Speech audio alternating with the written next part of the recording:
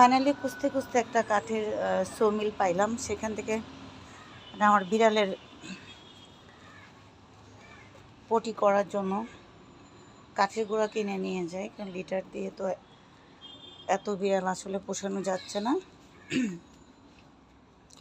অনেক খুঁজতে খুঁজতে প্রায় আমি একটা রিক্সা সকাল থেকে রিজার্ভ করি, তো ওনাকে নিয়ে অনেকগুলা জায়গা ঘুরলাম, কোথাও পাচ্ছিলাম না। তো লাস্ট পর্যায়ে একটা জায়গা পাইলাম, একটা সমিল খোলা। সেখান থেকে কাঠের গুঁড়া কেজি হিসাবে এখানে 50 কেজি 200 টাকা।